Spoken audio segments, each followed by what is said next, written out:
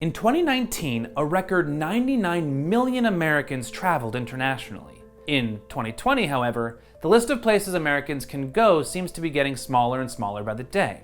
Due to the fact that the US is still struggling to control the coronavirus, Americans are now banned from traveling to most countries in the world. Here's why we're banned from those countries and where we're still allowed to go. If there is one metric where the US has been consistent, it is in the rise of confirmed COVID cases since March. As of August 1st, the US, which holds only 4% of the world's population, accounts for an estimated quarter of the world's confirmed COVID cases. And that's only an estimate, because the US still hasn't figured out a way to sufficiently test a significant amount of the population and give them fast results so that they don't spread the virus. Which means that there are likely a lot of unconfirmed COVID cases on top of those confirmed cases. And the ironic thing is that while states are setting new records for coronavirus cases, many American leaders are either trying to relax restrictions or simply continue the status quo. So, what's happening around the world?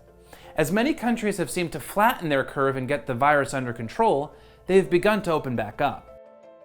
On July 16th, the European Union announced it was reopening and lifting its travel ban to select countries. However, of the 15 countries that are permitted to travel within its borders, the US was not invited. One big reason? Since a peak in April, COVID cases in the EU are trending lower, while the US is seeing a steep rise. The key measurement the EU is using to determine who makes the list is the pandemic outbreak in a given country needs to be equally contained or better than in the EU. The US is still far from meeting those guidelines. Where else has America been taken off the guest list? Most of Asia, parts of Africa, and all of Oceania. So where can Americans go?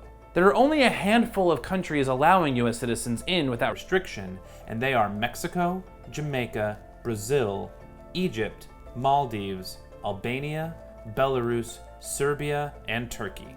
And then there are the countries that allow US citizens, but with pretty heavy restrictions. These restrictions range, with the most intense being a 2-week self-isolation period, like in Ireland, the UK, and Haiti.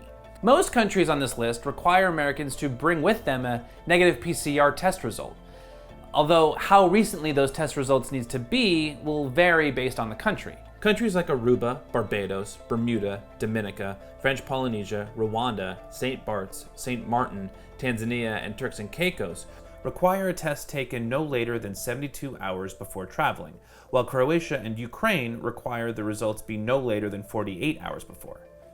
United Arab Emirates only requires 96 hours in order to allow entrance into Dubai, while the Dominican Republic and US Virgin Islands only require 5 days. St. Lucia allows for the results to be from up to a week old. And then there are the countries that are testing upon arrival, like in St. Vincent and the Grenadines, Antigua, and Barbuda. Grenada seems to be the most intense with their screenings, requiring 2 PCR tests, contact tracing, and health declaration forms before they'll let any US citizen in. The US used to be one of the most powerful passports in the world, according to the Henley Passport Index, a website that lists the global ranking of countries according to the travel freedom for their respective citizens. They rank 199 countries each year. In 2014, we ranked first. By 2019, we had dropped all the way to 6th. Now, with the recent EU restrictions, Americans have around the same level of travel freedom as Uruguay, tied for 28th. The issue here is not, aw shucks, we can't travel wherever we want anymore. The issue is that we are having such a difficult time keeping our own people safe that the rest of the world views us as a threat to their safety. The fact that we're so worried about where we can or can't travel to right now is part of the problem. It's not time to travel.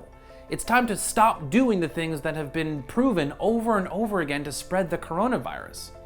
And from the looks of things, it's going to be a while before we can get coronavirus under control so that we can get these travel bans lifted. And Anthony Fauci agrees. If we do not do the things in a uniform way that I'm talking about as we get into the winter and fall, we could have a very difficult time. There are things that we can do that would get the level down, because where it has been done, David, it's worked. Easier said than done?